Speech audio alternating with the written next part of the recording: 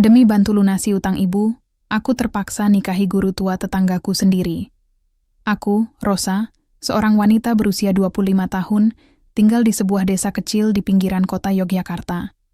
Sejak lulus dari Universitas Islam Negeri beberapa tahun lalu, aku memutuskan untuk mengabdikan diriku sebagai guru ngaji di sebuah pondok pesantren sederhana. Pekerjaanku tidak hanya memberikan pelajaran agama kepada anak-anak, tetapi juga menjadi tempat mereka mencurahkan keluh kesah. Aku menyukai pekerjaanku, meskipun gajiku tak seberapa. Namun, di balik rutinitas harian yang terlihat tenang, ada sesuatu yang menghantui pikiranku, keluargaku.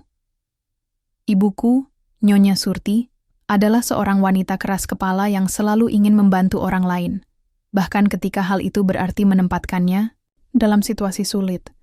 Dia adalah tulang punggung keluarga kami setelah ayah meninggal dunia 5 tahun lalu. Ibu bekerja paruh waktu sebagai penjahit di pasar tradisional, tapi penghasilannya jauh dari cukup untuk memenuhi kebutuhan sehari-hari.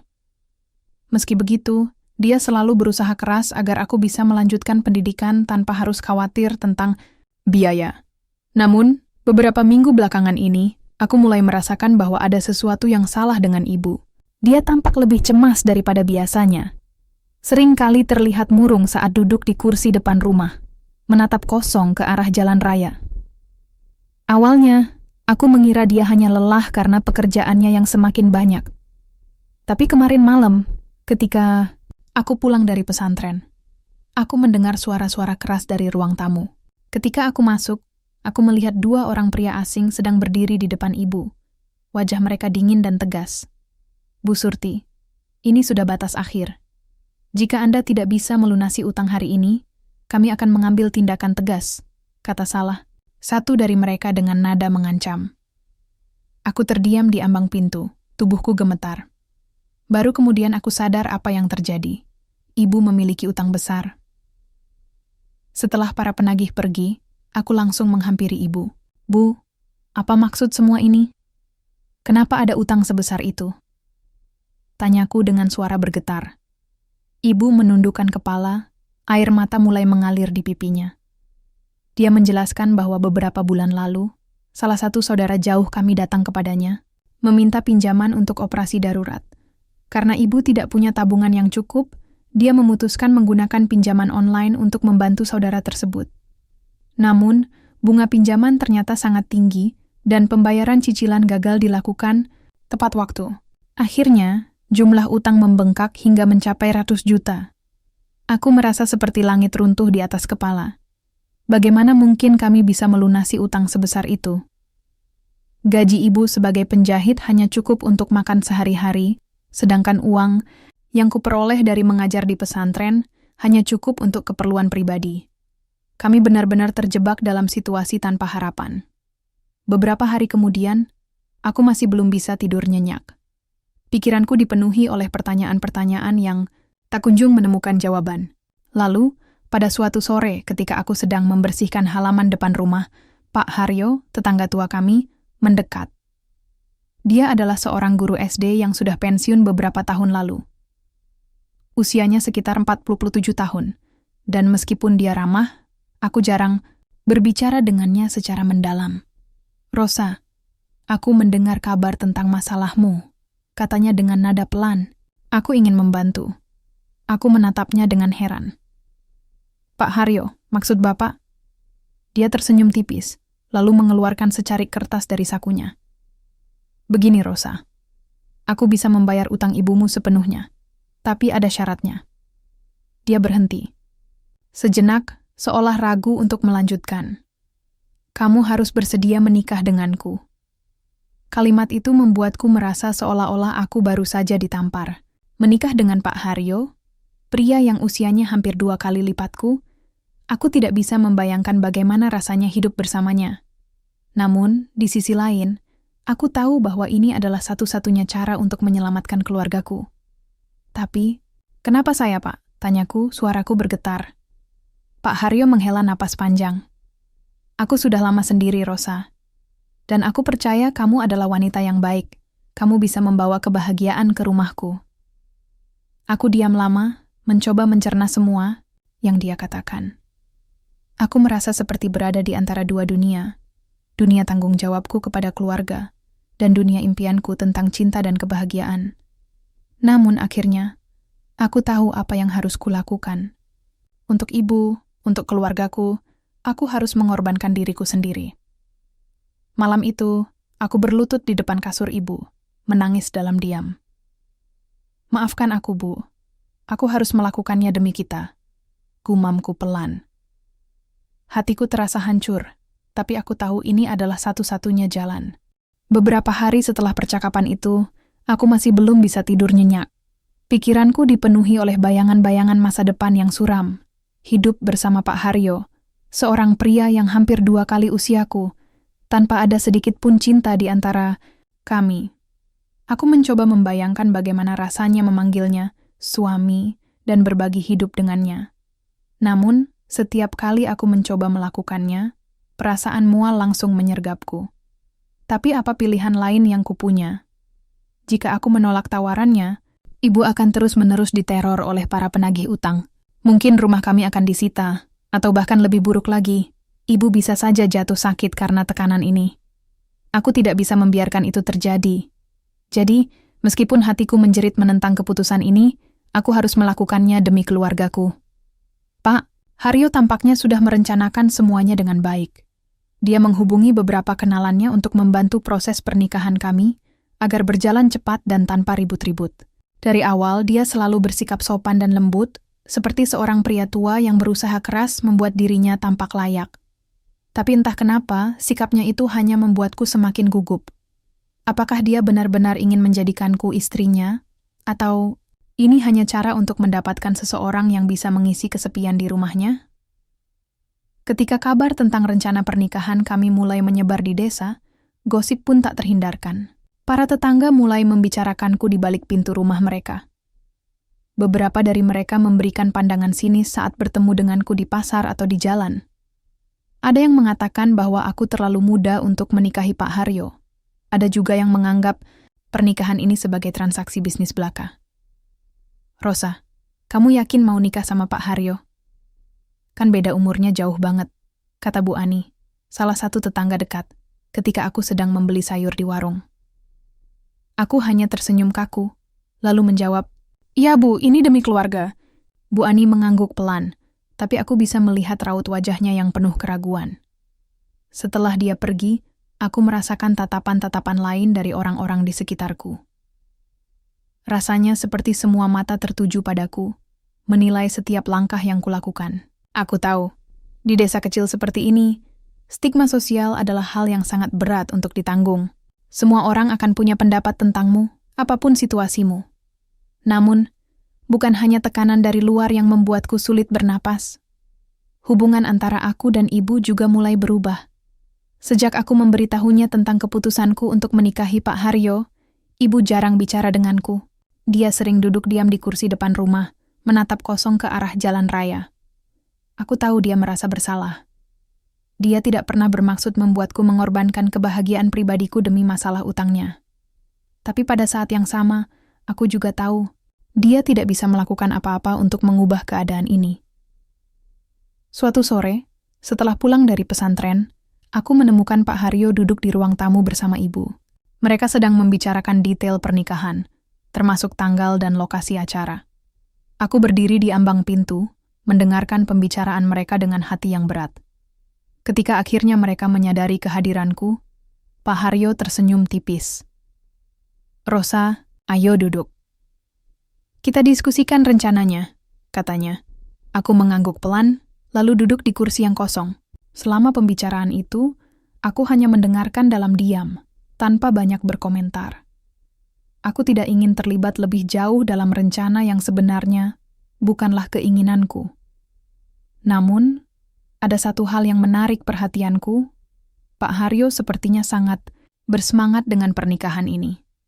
Dia berbicara tentang bagaimana ia akan merenovasi rumahnya agar lebih nyaman untukku, tentang bagaimana ia ingin memulai hidup baru bersamaku. Kata-katanya terdengar begitu tulus, tapi aku tidak bisa sepenuhnya mempercayainya. Setelah pertemuan itu, aku kembali ke kamarku dan duduk di tepi tempat tidur. Hatiku terasa kosong, seperti ada sesuatu yang hilang dan tak bisa kuganti. Aku mencoba memikirkan tentang apa yang akan terjadi setelah pernikahan ini. Bagaimana rasanya bangun setiap pagi dan melihat wajah Pak Haryo? Bagaimana rasanya berbagi meja makan dengannya, atau bahkan sekadar berbincang tentang hal-hal sepele? Aku tidak tahu. Yang kutahu hanyalah bahwa hidupku tidak akan pernah sama lagi. Beberapa hari kemudian, saat aku sedang membersihkan lemari, di kamar ibu aku menemukan sebuah kotak kecil yang tersembunyi di sudut lemari. Penasaran, aku membuka kotak itu dan menemukan beberapa surat lama di dalamnya. Surat-surat itu ternyata milik Pak Haryo. Mereka ditulis kepada seorang wanita bernama Ani, tapi tidak ada nama pengirim maupun alamat lengkap. Aku membaca beberapa baris dari salah satu surat itu. Ani yang tercinta, aku tahu kita tidak bisa bersama saat ini. Tapi aku berharap suatu hari nanti kita bisa bertemu lagi. Aku selalu memikirkanmu. Surat itu membuatku terkejut. Siapa? Ani? Kenapa Pak Haryo menulis surat-surat seperti ini? Apakah dia pernah memiliki cinta dalam hidupnya yang tidak pernah berhasil? Pertanyaan-pertanyaan itu langsung memenuhi pikiranku, tapi aku tidak berani bertanya langsung kepada Pak Haryo. Mungkin ini rahasia pribadinya yang tidak ingin dibagikan kepada siapapun. Malam itu, aku berbaring di tempat tidur, memikirkan tentang surat-surat itu. Aku mulai menyadari bahwa Pak Haryo mungkin bukan hanya seorang pria tua yang kesepian. Mungkin ada cerita lain di balik senyum ramahnya, cerita yang lebih dalam daripada yang pernah kubayangkan. Tapi apakah itu cukup untuk membuatku merasa lebih baik tentang pernikahan ini? Aku tidak tahu. Yang pasti, pernikahan ini akan menjadi ujian besar bagiku. Ujian tentang seberapa jauh aku bisa mengorbankan kebahagiaan pribadiku demi keluarga. Pernikahan itu akhirnya terjadi. Aku tidak ingat dengan jelas bagaimana prosesi itu berlangsung, mungkin karena aku mencoba sebisa mungkin untuk tidak merasakan apapun. Semua tampak seperti mimpi buruk yang tak pernah berakhir. Ada beberapa tamu dari keluarga Pak Haryo dan beberapa tetangga dekat, tapi suasana di ruangan terasa begitu dingin. Tidak ada tawa, tidak ada kebahagiaan. Bahkan ibu hanya duduk diam di kursi belakang, wajahnya penuh dengan rasa bersalah. Setelah resepsi singkat yang diselenggarakan di halaman rumah Pak Haryo, kami resmi menjadi suami istri. Namun, rasanya tidak ada yang berubah. Selain gelar nyonya, Haryo yang kini melekat padaku, hidupku tetap sama seperti sebelumnya, kosong dan tanpa arah. Malam pertama, kami adalah salah satu malam terpanjang dalam hidupku. Setelah semua tamu pulang, Pak Haryo mengajakku masuk ke kamarnya. Kamar yang akan menjadi milik kami berdua mulai saat itu. Kamar itu sederhana, dengan tempat tidur besar di tengahnya, dan lemari kayu tua di sudut.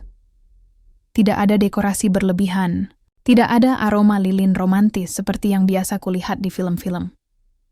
Hanya ada keheningan yang menyelimuti segalanya. Kami duduk di tepi tempat tidur, saling memandang tanpa berkata apapun. Hatiku dipenuhi oleh ketegangan dan ketidakpastian. Apakah dia akan menyentuhku? Apakah ini akan terasa seperti pernikahan sungguhan?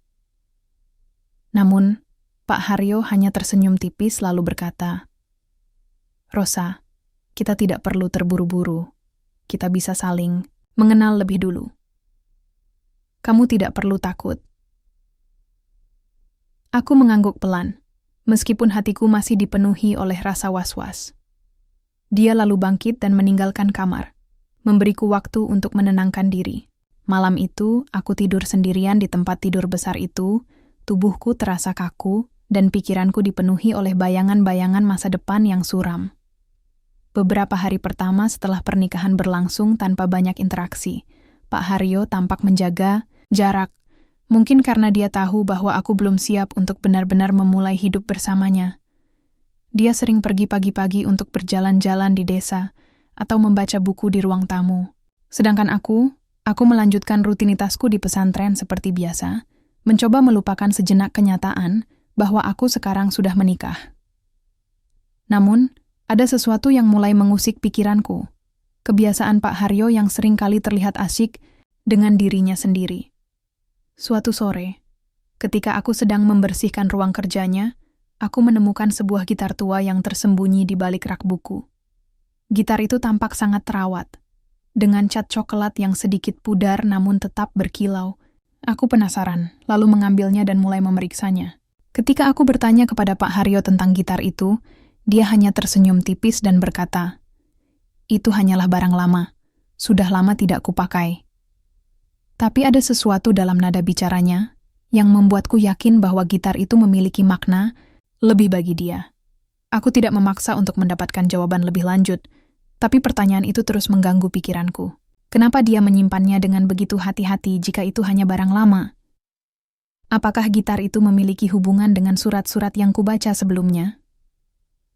Seiring berjalannya waktu, aku mulai melihat sisi lain dari Pak Haryo yang tidak pernah kusadari sebelumnya.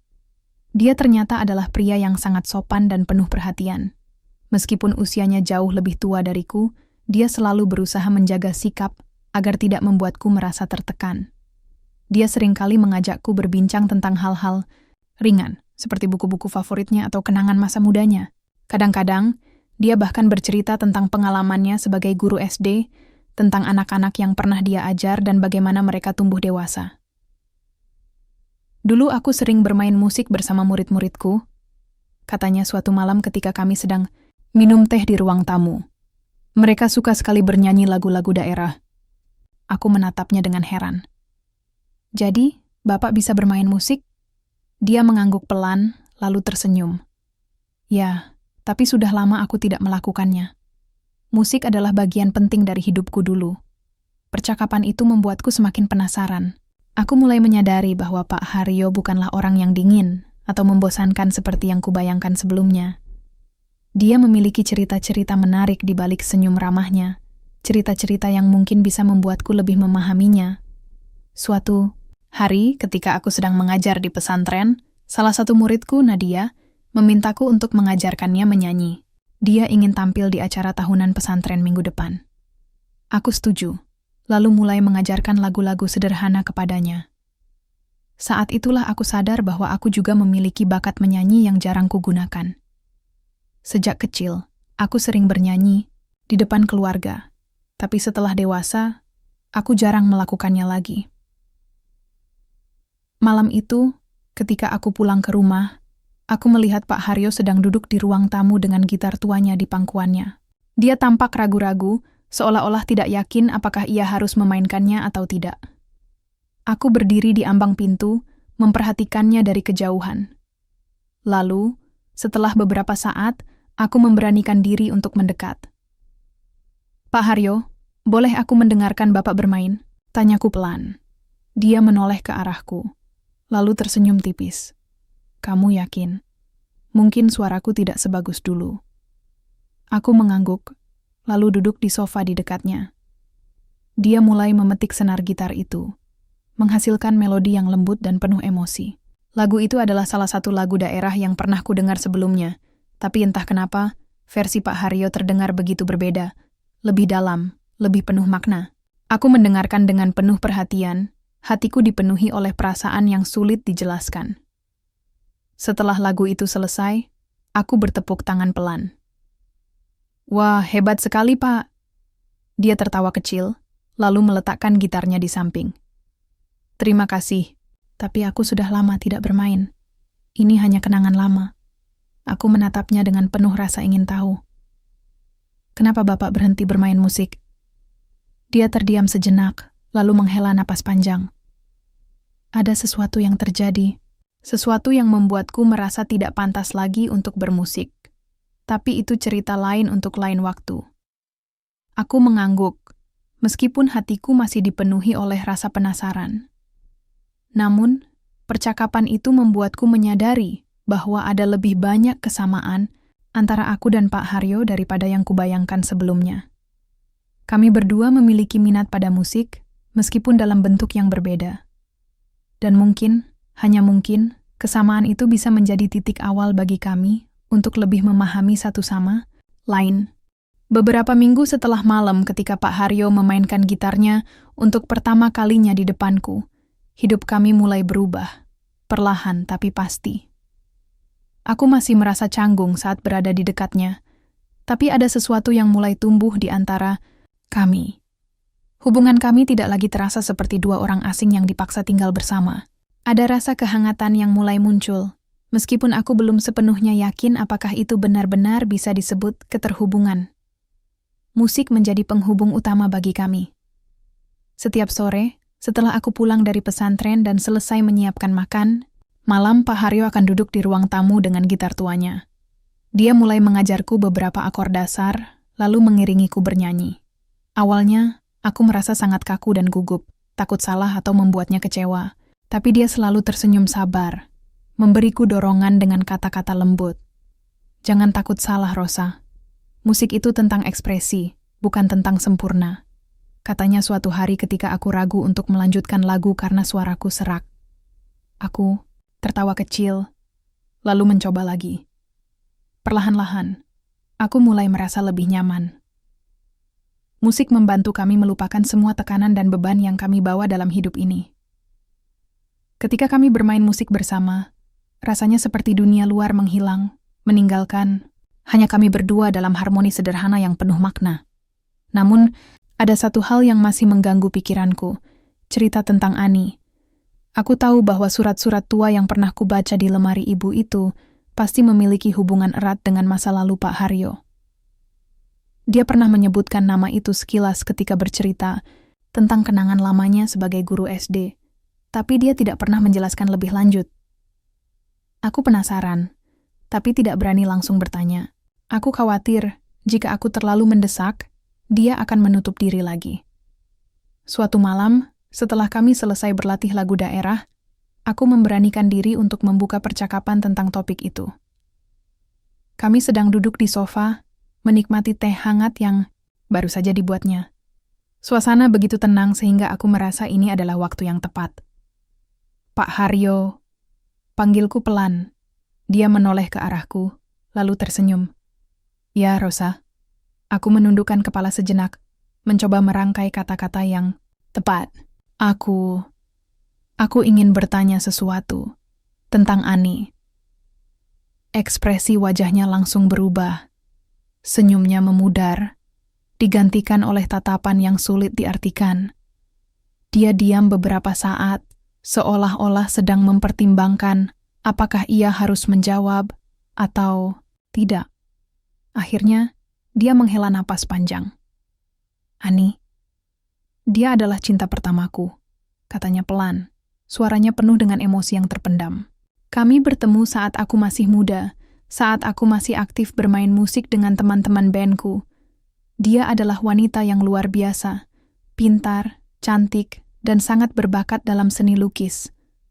Kami saling mencintai, tapi sayangnya, nasib tidak berpihak pada kami. Aku menatapnya dengan penuh rasa ingin tahu. Apa yang terjadi? Dia menunduk, matanya tampak kosong seolah tenggelam dalam kenangan. Suatu hari, Ani mengalami kecelakaan mobil. Dia tidak selamat. Itu adalah hari terburuk dalam hidupku. Sejak saat itu, aku memutuskan untuk berhenti bermusik. Rasanya seperti bagian dari diriku ikut pergi bersamanya. Hatiku terasa seperti diremas. Aku tidak pernah membayangkan bahwa di balik senyum ramahnya ada luka begitu dalam yang belum sembuh hingga sekarang. Aku merasa bersalah karena telah membuka topik ini. Tapi di sisi lain, aku juga merasa lega karena akhirnya aku tahu cerita di balik nama Ani. Maafkan aku, Pak Haryo. Aku tidak bermaksud. Kataku pelan, suaraku bergetar. Dia menggeleng pelan, lalu tersenyum tipis. Tidak apa-apa, Rosa. Kamu berhak tahu. Lagi pula, sudah terlalu lama aku menyimpan semuanya sendiri. Setelah malam itu, hubungan kami mulai berubah secara signifikan. Aku merasa lebih dekat dengannya. Lebih memahami siapa dia sebenarnya. Dia bukan hanya seorang pria tua yang kesepian, tapi juga seseorang yang pernah memiliki impian besar dan cinta mendalam. Seseorang yang kehilangan segalanya dan memilih untuk menyembuhkan lukanya sendiri dalam diam. Beberapa hari kemudian, aku memutuskan untuk mengambil langkah lebih jauh. Nadia, murid pesantren yang sedang kusiapkan untuk acara tahunan, mengajakku untuk berlatih lagu duet bersamanya. Aku setuju, tapi kali ini aku mengajak Pak Haryo untuk ikut serta. Awalnya, dia ragu-ragu, tapi setelah aku terus membujuknya, Dia akhirnya setuju. Ketika kami berlatih di ruang tamu, Nadia dan aku bernyanyi sementara Pak Haryo memainkan gitar untuk mengiringi kami. Suaranya yang lembut dan penuh emosi membuat suasana latihan menjadi begitu istimewa. Nadia tampak sangat senang, dan aku bisa melihat kilatan kebanggaan di mata Pak Haryo saat dia melihat kami tampil. "Wah, hebat sekali Bu Rosa," kata Nadia setelah lagu selesai. "Dan Pak Haryo juga jago banget main gitar." Pak Haryo tertawa kecil, lalu berkata, "Kalian yang hebat, aku cuma pendamping. Namun aku tahu bahwa dia bangga. Bukan hanya karena musik, tapi juga karena kami berhasil membuat suasana menjadi lebih hangat dan penuh kebahagiaan. Untuk pertama kalinya, aku merasa seperti kami bukan lagi dua orang asing yang dipaksa hidup bersama, tapi sebuah keluarga kecil yang saling mendukung." Malam itu, setelah Nadia pulang, aku dan Pak Haryo duduk di ruang tamu tanpa banyak bicara. Hanya ada suara angin yang berbisik di luar jendela dan gemerisik dedaunan yang bergoyang. Aku menatapnya, lalu berkata pelan, "Terima kasih, Pak Haryo." Dia menoleh ke arahku, lalu tersenyum. "Untuk apa?" Aku merasa lebih baik, lebih damai," kataku jujur. "Aku tahu ini awalnya sulit, tapi aku bersyukur kita bisa saling memahami." Dia mengangguk pelan, lalu meletakkan tangannya di atasku. "Rosa, aku juga merasa hal yang sama. Kehadiranmu di sini, itu adalah anugerah yang tidak pernah kuduga." Perasaanku campur aduk mendengar kata-katanya. Di satu sisi, aku masih belum sepenuhnya yakin apakah ini adalah cinta atau hanya rasa syukur, karena kami berhasil melewati masa-masa sulit bersama. Tapi di sisi lain, aku tidak bisa menyangkal bahwa ada sesuatu yang mulai tumbuh di hatiku, sesuatu yang membuatku merasa lebih ringan. Hubungan kami terus berkembang, meskipun perlahan. Musik dan kebersamaan dalam rutinitas sehari-hari telah membuka pintu bagi kami untuk lebih saling memahami. Namun, ada satu hal yang masih mengganggu pikiranku. Mengapa Pak Haryo memilihku sebagai istrinya? Apakah ini hanya karena ia kesepian, ataukah ada alasan lain di balik keputusannya yang tiba-tiba itu? Suatu sore, setelah latihan musik bersama Nadia dan beberapa murid pesantren lainnya, aku kembali ke rumah dengan pikiran penuh pertanyaan. Aku menemukan Pak Haryo sedang duduk di beranda belakang. Wajahnya tampak tenang namun juga sedikit muram. Dia sedang memegang sebuah album foto tua. Jari-jarinya perlahan menyentuh gambar-gambar di dalamnya. Ketika aku mendekat, dia tersenyum tipis. "Pak Haryo, apa yang Bapak lihat?" Tanyaku pelan. Rasa penasaranku semakin besar. Dia mengangkat album itu sedikit lalu berkata, "Ini adalah kenangan lamaku. Saat aku masih muda, saat segalanya masih terasa mudah." Aku duduk di sampingnya, lalu melihat isi album itu. Ada banyak foto-foto hitam putih dari masa mudanya.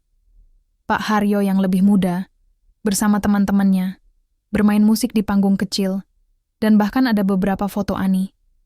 Dia tampak begitu cantik, seperti yang Pak Haryo ceritakan sebelumnya. Ada juga foto-foto ketika mereka berdua tampak begitu bahagia, meskipun hanya sekadar berdiri di depan kamera dengan senyum lebar. Melihat semua itu membuat hatiku terasa berat, tapi juga memberikan jawaban atas pertanyaan-pertanyaan yang selama ini menghantuiku. "Kenapa Bapak memutuskan untuk menikahiku, Pak Haryo?" Tanyaku akhirnya. Suaraku bergetar meski aku mencoba tetap tenang. "Apakah ini hanya karena ibuku membutuhkan bantuan?" Dia menutup album itu perlahan, lalu menatapku dengan mata penuh emosi. "Rosa, aku tidak bisa membohongimu. Awalnya, ya, aku ingin membantu keluargamu, tapi bukan itu satu-satunya alasan. Aku menahan napas, menunggu lanjutan kata-katanya. Aku sudah lama hidup sendiri," katanya pelan. "Sejak kepergian Ani, aku merasa seperti bagian dari diriku hilang. Aku mencoba melanjutkan hidup, tapi rasanya seperti ada lubang besar di hatiku yang tak bisa kututup. Lalu, aku mulai memperhatikanmu. Kamu yang selalu bekerja keras di pesantren. Kamu yang sabar menghadapi anak-anak. Kamu yang memiliki cahaya dalam matamu, meskipun hidupmu tidak mudah. Kamu adalah orang yang istimewa, Rosa. Dan aku berharap, dengan membantumu, aku juga bisa menemukan arti kebahagiaan lagi." Hatiku seperti diremas mendengar pengakuannya. Aku tidak pernah menduga bahwa Pak Haryo melihatku sebagai sesuatu yang lebih dari sekadar solusi untuk masalah keluargaku. Kata-katanya membuatku merasa bingung, campur aduk antara rasa bersalah dan harapan baru. Namun, ada satu hal lagi yang masih menjadi misteri, surat-surat itu. Aku belum pernah bertanya langsung tentang surat-surat yang pernah kubaca di lemari ibu. Aku tahu bahwa surat-surat itu ditulis oleh Pak Haryo kepada Ani, tapi entah kenapa, aku merasa bahwa ada hubungan antara surat-surat itu dan keputusannya untuk menikahiku. Pak Haryo, kataku setelah beberapa saat hening. Ada sesuatu yang ingin aku tanyakan. Tentang surat-surat itu, dia menoleh ke arahku. Ekspresi wajahnya berubah menjadi lebih serius. Surat-surat yang mana? Aku menunduk, ragu apakah aku harus melanjutkan. Aku pernah menemukan beberapa surat lama di lemari ibu. Surat-surat itu sepertinya milik Bapak. Ditulis kepada Ani. Dia diam sejenak, lalu menghela napas panjang. Jadi kamu sudah tahu tentang itu. Aku mengangguk pelan.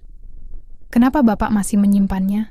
Dia tersenyum tipis, lalu menjawab, karena meskipun Ani sudah tiada, aku tidak bisa melupakan semua yang pernah kami alami bersama.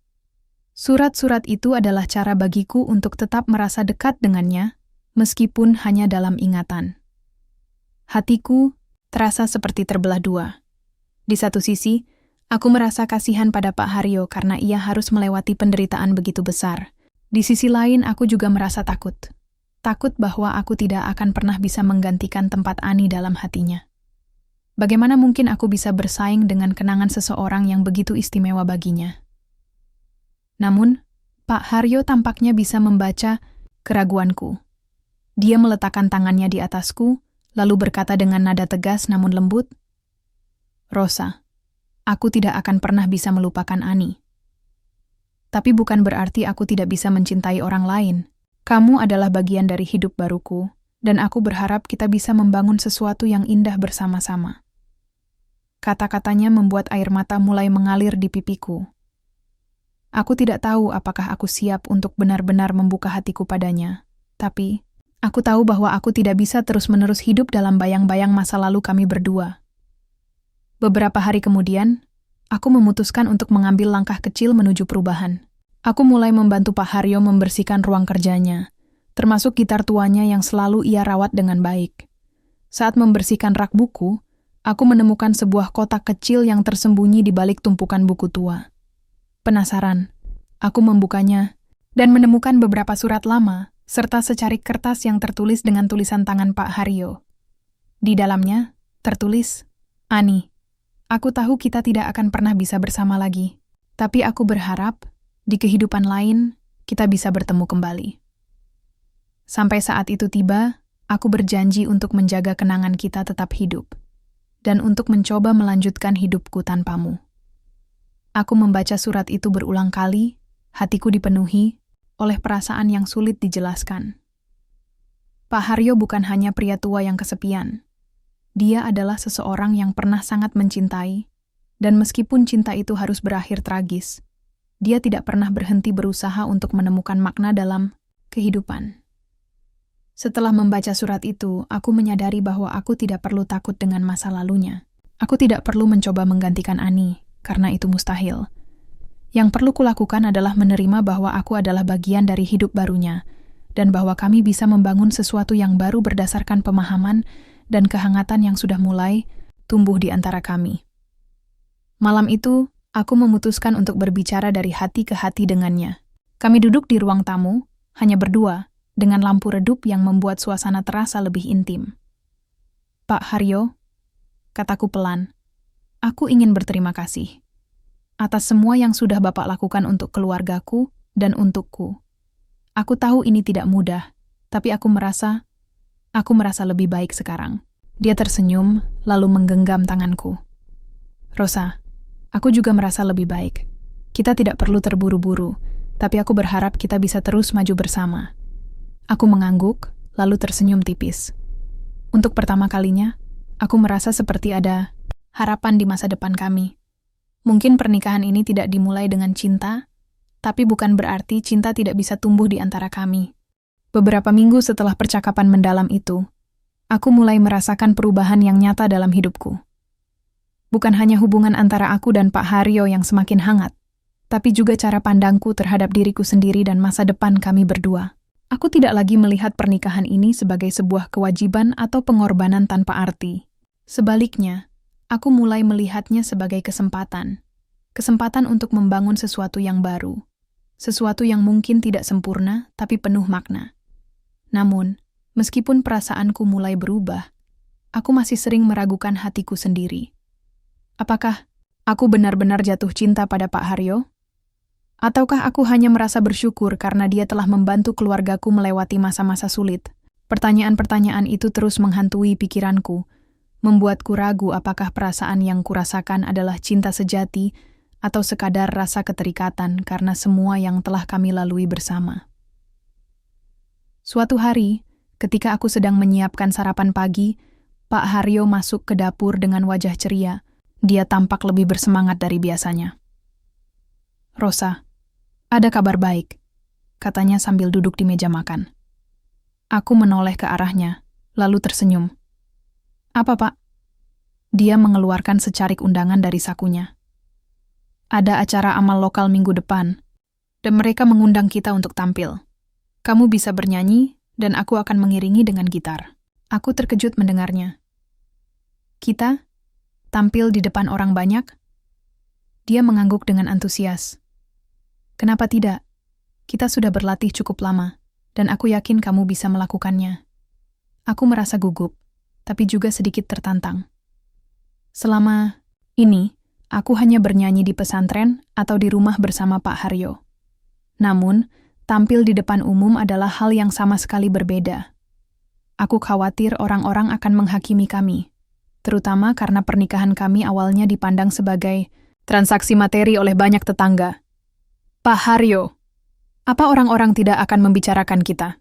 Tanyaku pelan, suaraku penuh keraguan. Dia tersenyum lembut, lalu berkata, "Biarkan mereka bicara. Yang penting adalah apa yang kita rasakan. Jika kita bisa membawa kebahagiaan kepada orang lain melalui musik, bukankah itu lebih berarti daripada gosip?" Kata-katanya menyentuh hatiku. Aku akhirnya setuju untuk tampil, meskipun dengan hati yang masih gugup. Minggu demi minggu, kami berlatih lebih keras dari sebelumnya. Nadia dan beberapa murid pesantren juga ikut membantu, memberikan dukungan moral yang sangat aku butuhkan. Akhirnya, hari acara itu tiba. Aku dan Pak Haryo tampil di panggung kecil di tengah lapangan desa. Penonton yang hadir terdiri dari warga desa, termasuk para tetangga yang selama ini memandang pernikahan kami dengan sinis. Aku merasa gugup saat pertama kali naik ke atas panggung, tapi ketika aku melihat senyum lembut Pak Haryo dari samping, semua ketakutan itu perlahan-lahan memudar. Kami memulai penampilan dengan lagu daerah yang sudah sering kami latih. Suara gitarnya mengalun lembut, mengiringi suaraku yang bergetar di awal. Namun, semakin lama, aku mulai merasa lebih nyaman. Ketika kami sampai pada lagu terakhir, aku bisa melihat beberapa penonton mulai bertepuk tangan dan tersenyum. Bahkan, Bu Ani, salah satu tetangga yang dulunya sering mengomentari pernikahan kami, tampak terharu. Setelah penampilan selesai, tepuk tangan meriah menggema di seluruh lapangan. Aku merasa seperti beban besar yang selama ini membebaniku akhirnya terangkat. Kami berhasil membuktikan bahwa pernikahan kami bukan hanya tentang utang atau tekanan sosial. Kami bisa saling mendukung, saling menguatkan, dan menciptakan sesuatu yang indah bersama-sama. Setelah acara usai, banyak orang datang menghampiri kami untuk memberikan pujian. Beberapa dari mereka bahkan meminta maaf karena telah salah paham tentang hubungan kami. Bu Ani adalah salah satunya. "Rosa, aku minta maaf atas semua omonganku dulu. Aku tidak tahu kalau kalian punya hubungan seindah ini," katanya dengan mata berkaca-kaca. Aku tersenyum, lalu berkata, "Tidak apa-apa, Bu. Terima kasih sudah datang." Saat malam itu tiba, aku dan Pak Haryo duduk di beranda belakang rumah, menikmati angin malam yang sejuk. Kami tidak banyak bicara, tapi suasana di antara kami dipenuhi oleh kehangatan yang tak pernah kurasakan sebelumnya. "Pak Haryo," kataku pelan, suaraku penuh dengan keyakinan. "Aku ingin bilang sesuatu. Dia menoleh ke arahku, lalu tersenyum. Apa, Rosa? Aku tidak tahu apakah ini cinta atau bukan, tapi aku tahu satu hal. Aku bahagia bersamamu. Dan aku ingin melanjutkan hidup ini bersamamu, bukan karena utang atau kewajiban, tapi karena aku merasa kita bisa saling mendukung. Matanya berkaca-kaca mendengar kata-kataku. Dia menggenggam tanganku erat, lalu berkata, Rosa, aku juga merasa hal yang sama. Kita tidak perlu terburu-buru, tapi aku berharap kita bisa terus maju bersama. Malam itu, aku akhirnya menyadari bahwa cinta tidak selalu dimulai dengan kilatan petir atau perasaan romantis yang mendebarkan. Kadang-kadang, cinta tumbuh perlahan dari pemahaman, kesabaran, dan rasa syukur atas segala hal kecil yang kita miliki bersama. Aku tidak tahu apa yang akan terjadi di masa depan, tapi aku tahu satu hal. Aku siap untuk menjalani hidup ini bersama Pak Haryo, dengan semua tantangan dan kebahagiaan yang mungkin akan kami temui.